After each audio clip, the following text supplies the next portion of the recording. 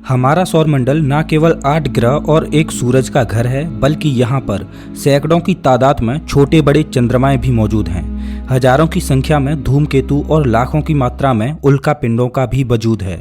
यकीनन हमारा सौरमंडल अपने आप में ही बहुत खास है। सौरमंडल और इसमें मौजूद पिंडों के बारे में जानने की ख्वाहिश इंसानों को तब से है जब से उन्होंने आसमान में ग्रहों को पहचानना आरंभ किया था। 16वीं सदी में महान वैज्ञानिक गैलीलियो गैलीली ने अपनी दूरबीन की सहायता से कई ग्रहों को करीबी से निहारा, लेकिन जैसे जैसे समय बीता इंसानों को सौरमंडल के ग्रहों में बसने का सपना साकार करने की चाहत बढ़ने लगी। और ऐसा करने के लिए जरूरत थी उन स्पेसक्राफ्ट की जो ग्रहों से जुड़ी महत्वपूर्ण जानकारियां इकट्ठी कर हम तक पहुंचा सकें। जब हम स्पेसक्राफ्ट का नाम सुनते हैं तो सबसे पहला स्पेसक्राफ्ट जो हमारे मन में आता है वो है वॉयेजर 1 और वॉयेजर 2। इन दोनों स्पेसक्राफ्ट्स के नाम तो आप आए दिन सुनते रहते होंगे, क्योंकि यही तो वे दो स्पेसक्राफ्ट हैं जिन्होंने हमारे सौरमंडल के असल स्वरूप से हमें रूबरू करवाया। आज हम सौरमंडल और उसमें मौजूद ग्रहों के बारे में जितना भी जानते हैं वो सभी जानकारी वॉयेजर स्पेसक्राफ्ट्स के द्वारा ही दी गई है। लेकिन आप में से बहुत कम लोगों को ही पता होगा कि वॉयेजर से भी पहले एक ऐसा स्पेसक्राफ्ट रहा था जिसने सबसे पहली बार सौरमंडल को एक्सप्लोर किया था, और वो स्पेसक्राफ्ट था पायोनियर 10। यूं तो ये स्पेसक्राफ्ट वॉयेजर जितना सफल ना हो सका, लेकिन इसी मिशन ने वॉयेजर मिशन की नींव रखी थी। ये बात है सन 1960 के दशक की। उस दौर में हमारे सौरमंडल में एक विचित्र घटना घटने वाली थी, एक ऐसी घटना जो हर 175 सालों में एक बार होती है। दरअसल उस समय सौरमंडल के बाहरी ग्रह जुपिटर, सैटर्न, यूरेनस और नेपच्यून एक सीधी रेखा में आने वाले थे, और इस समय पायोनियर स्पेसक्राफ्ट जैसे मिशन को लॉन्च करना एक ऑप्शन नहीं बल्कि जरूरत थी। उस समय अगर एक स्पेसक्राफ्ट को सौरमंडल में भेजा जाता तो एक ही बार में वह अधिकतर ग्रहों को फ्लाई बाय कर महत्वपूर्ण जानकारियां हम तक भेज पाने में सक्षम होता। इसी दुर्लभ घटना का फायदा उठाने के लिए नासा के इंजीनियर्स और वैज्ञानिक पायोनियर 10 और पायोनियर 11 पर काम करने लगे। कुछ ही सालों की कड़ी मेहनत के बाद ये स्पेसक्राफ्ट एक अंतहीन यात्रा करने के लिए तैयार हो चुका था, और इसमें मौजूद 4 radio isotope thermo electric generators इस स्पेसक्राफ्ट को इलेक्ट्रिक पावर सप्लाई करते थे। आपको बता दें कि इसे बनाने में $15 करोड़ का खर्चा आया था। स्पेसक्राफ्ट डिजाइनर्स के एक सदस्य ने हंसते हुए कहा था कि पायोनियर बिना किसी रुकावट के 2 सालों तक आराम से सौरमंडल में यात्रा करता रहेगा, और अगर इसके किसी पार्ट में कोई खराबी आती है तो बेझिझक आप हमारी दुकान में इसे ठीक करवाने आ सकते हैं। इसके लिए किसी भी तरह से पैसे नहीं वसूले जाएंगे। खैर ये तो मजाक की बात थी, लेकिन आपको जानकर हैरानी होगी कि 21 महीनों के लिए डिजाइन किए गए इस स्पेसक्राफ्ट ने 30 सालों तक काम जारी रखा। 2 मार्च 1972 को कैप कार्निवल, फ्लोरिडा से पायोनियर 10 को लॉन्च किया गया, और इस स्पेसक्राफ्ट ने 50,000 किलोमीटर प्रति घंटे की एस्केप वेलोसिटी हासिल कर धरती के ऑर्बिट को पार करने में सफल रहा। उस समय बाकी अन्य स्पेसक्राफ्ट के मुकाबले ये सबसे तेज गति थी। लॉन्च के महज 90 मिनट बाद ये इंटरप्लानेटरी स्पेस में पहुंच गया, और 11 घंटे बाद इस स्पेसक्राफ्ट ने चांद को भी पार कर दिया। एस्केप वेलोसिटी के अलावा पायोनियर 10 उस समय सबसे तेज गति करने वाला मानव निर्मित यान भी बना। लॉन्च के 2 दिन बाद पायोनियर में लगे इंस्ट्रूमेंट्स को एक्टिव करना शुरू कर दिया गया। सबसे पहले कॉस्मिक रे टेलीस्कोप नामक एक इंस्ट्रूमेंट को एक्टिव किया गया, और लगभग 10 दिनों के बाद सभी इंस्ट्रूमेंट्स को ऑन कर दिया गया। स्पेस में ट्रेवल करते वक्त पायोनियर 10 के पाथ में चेंजेस किए गए ताकि स्पेसक्राफ्ट जुपिटर की कक्षा में पहुंच सके। स्पेस ट्रेवल के 7 महीनों में पायोनियर के साथ केवल एक ही दुर्घटना घटी, जिसके कारण पायोनियर में लगा कैनोपस सेंसर खराब हो गया। दरअसल इस इंस्ट्रूमेंट की सहायता से स्पेसक्राफ्ट अपनी पोजीशन की सही से जानकारी रख सकता था। हालांकि इस इंस्ट्रूमेंट का प्रभाव उतना ज्यादा नहीं पड़ा, और पायोनियर आगे की यात्रा जारी रख पाया। लॉन्च के 1 साल से भी कम समय में पायोनियर पहला स्पेसक्राफ्ट बनने जा रहा था जो एस्टेरॉयड बेल्ट को पार करता। 1973 जुलाई महीने में ये एस्टेरॉयड बेल्ट के निकट पहुंच गया था, और ये इतिहास रचने से केवल कुछ पल दूर था। पर उसी समय पायोनियर को एक कठिन चुनौती का सामना करना था। वैज्ञानिकों को डर था कि कहीं ये स्पेसक्राफ्ट एस्टेरॉयड बेल्ट में मौजूद किसी छोटे या बड़े पत्थर से ना टकरा जाए। अगर ऐसा होता तो वैज्ञानिकों और इंजीनियर्स की सालों की मेहनत पर पानी फिर जाता, और $15 करोड़ यूं ही बर्बाद हो जाते। पर अच्छी बात ये रही कि स्पेसक्राफ्ट ऐसी किसी भी घटना का शिकार नहीं हुआ, और सफलतापूर्वक एस्टेरॉयड बेल्ट को पार करने वाला पहला स्पेसक्राफ्ट बन गया। बाद में वैज्ञानिकों को पता चला कि एस्टेरॉयड बेल्ट में मौजूद एस्टेरॉयड्स की दूरी एक दूसरे से काफी अधिक है। और एक स्पेसक्राफ्ट की इन एस्ट्रॉयड से टकराने की संभावना बेहद ही कम है। शायद यही कारण था जिसकी वजह से पायोनियर एस्ट्रॉयड बेल्ट को पार कर पाया। 2 दिसंबर 1972 को ये स्पेसक्राफ्ट एस्ट्रॉयड 307 नाइकी के सबसे करीब पहुंचा था। इसके अलावा बाकी अन्य एस्ट्रॉयड से इसकी दूरी बहुत ज़्यादा थी। 15 फरवरी 1973 में पायोनियर एस्ट्रॉयड बेल्ट से बाहर निकल गया। एस्ट्रॉयड बेल्ट को पार करने के बाद पायोनियर अपने पहले लक्ष्य जुपिटर की ओर बढ़ा।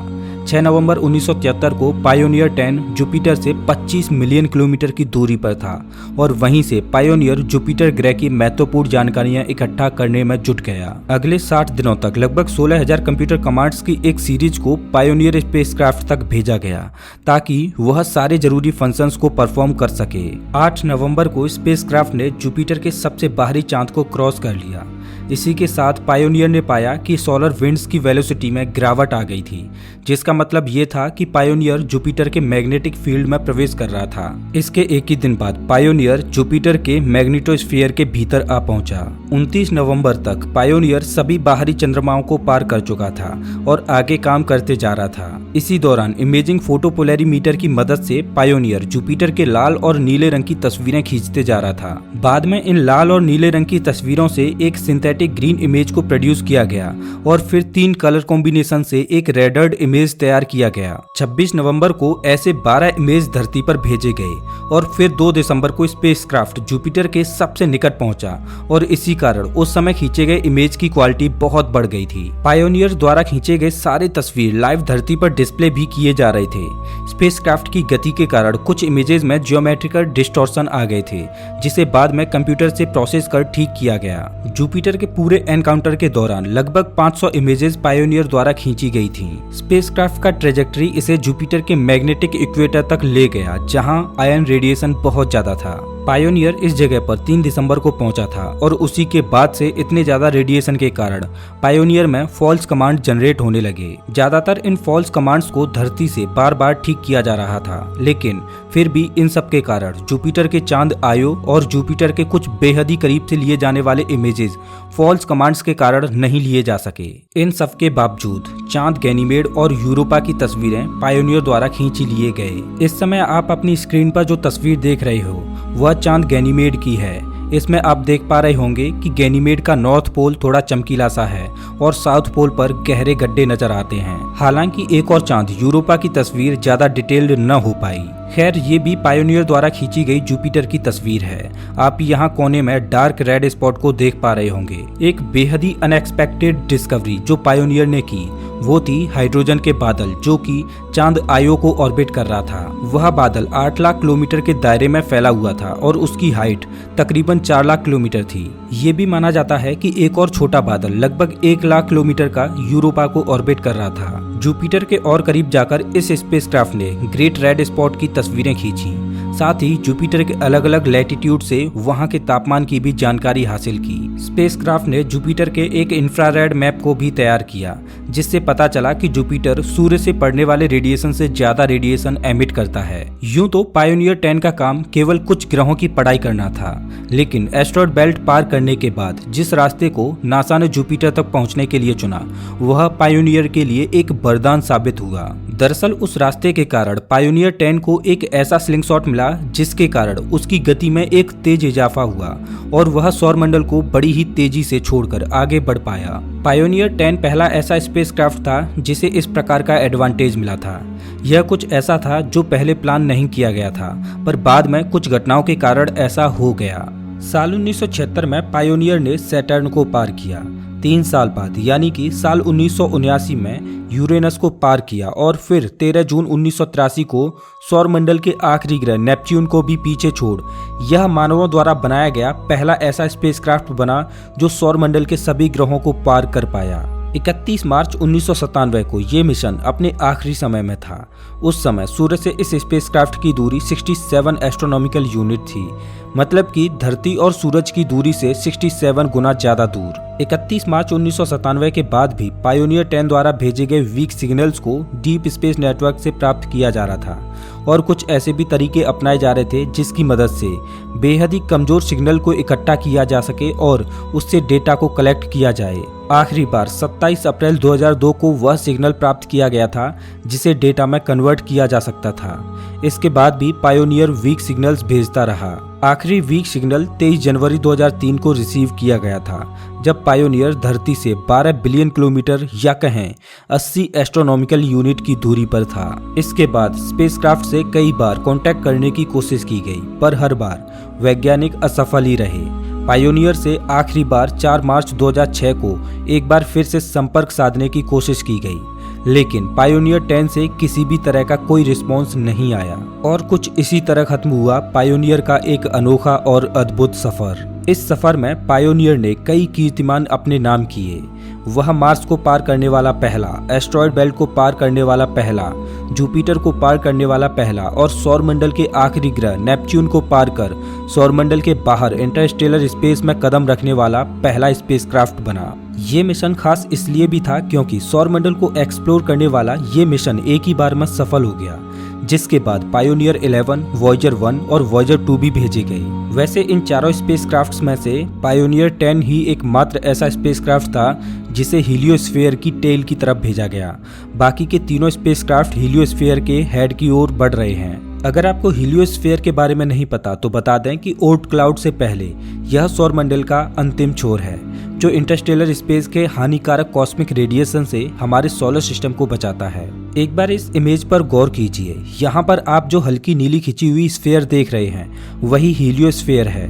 हीलियोस्फीयर का बायां हिस्सा उसका हेड है और दाहिना हिस्सा टेल है। पायोनियर 10 को इसी टेल की दिशा में भेजा गया है और बाकी अन्य स्पेसक्राफ्ट को हेड की ओर। फरवरी 1998 तक पायोनियर 10 धरती से सबसे दूर मौजूद स्पेसक्राफ्ट बना रहा, लेकिन फिर उसी दौरान वॉयेजर 1 ने इसे क्रॉस कर सबसे दूर पहुंचने वाला मानव निर्मित स्पेसक्राफ्ट बना। मौजूदा समय की बात करें तो अभी पायोनियर 10 धरती से 120 एस्ट्रोनॉमिकल यूनिट दूर यात्रा कर रहा है। लेकिन क्या हो अगर ये स्पेसक्राफ्ट अंतहीन ब्रह्मांड में सफर करते करते किसी एलियन सभ्यता के हाथों लग जाए? ऐसी स्थिति की कल्पना वैज्ञानिक पहले ही कर चुके थे।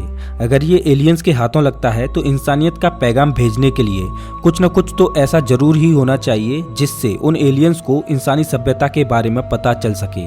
इसी बात को ध्यान में रखते हुए वैज्ञानिकों ने पायोनियर के साथ एक एल्यूमिनियम प्लेग को भी अटैच किया है। इस एल्यूमिनियम प्लेग में एक मेल और एक फीमेल का डायग्राम बना हुआ है और इसी के पीछे पायोनियर स्पेसक्राफ्ट का एक सरल सा आउटलाइन है। नीचे की ओर देखें तो पता चलता है कि इसमें सौरमंडल के सभी ग्रहों को दर्शाया गया है। इसके अलावा यहाँ स्पेसक्राफ्ट का एक छोटा सा फिगर भी है जो धरती से उड़ान भर जुपिटर के बाद का रास्ता तय कर रहा है। स्पेसक्राफ्ट का ये डायग्राम पायोनियर 10 को ही दर्शाता है। इस प्लेग के लेफ्ट में बना डायग्राम 14 पल्सार्स और मिल्की वे के केंद्र से सूर्य की पोजीशन को दिखाता है। इसी के ऊपर हाइड्रोजन के 2 अलग अलग डायग्राम भी हैं। हाइड्रोजन ब्रह्मांड में सबसे अधिक मात्रा में पाया जाने वाला एलिमेंट है। शायद इसी कारण इस एलिमेंट को यहाँ शो किया गया है। जिस एलियन सभ्यता को ये एल्यूमिनियम प्लेग मिलता है, अगर वह एक उन्नत और विकसित सभ्यता होगी और उन्हें विज्ञान की थोड़ी बहुत समझ भी होती है, तो ज़्यादा चांसेज हैं कि वे इस एल्यूमिनियम प्लेग में दिए गए मैसेज को समझ लें और अगर वह सभ्यता दूसरे ग्रहों और तारों की यात्रा करने में सक्षम हुई तो हो सकता है कि इसे देखकर वे हमारी धरती तक पहुंच जाएं। ऐसा भी हो सकता है कि जिस एलियन सभ्यता को यह मिले वह इसे समझ ही ना पाए। ऐसी स्थिति में इतनी रिसर्च के साथ बनाया गया यह प्लेग किसी काम का नहीं रहेगा। ऐसा भी हो सकता है कि किसी दुर्घटना के कारण पायोनियर 10 के साथ साथ यह प्लेग भी खत्म हो जाए। खैर, भविष्य में क्या होगा ये तो वक्त ही जानता है। अब आपसे मेरा एक सवाल है, अगर आपको मौका मिले तो वो कौन सी चीज या कौन सा संदेश है जो आप धरतीवासी होने के नाते एलियंस के पास भेजना चाहेंगे? अपने जवाब हमें कमेंट बॉक्स में लिखकर बता सकते हैं। आपके जवाब का हमें बेसब्री से इंतजार रहेगा। अगर आपको ये वीडियो अच्छा लगा हो तो इसे लाइक करें और ऐसे ही मजेदार वीडियोज के लिए चैनल को सब्सक्राइब करें, साथ ही बेल आइकन दबाएं।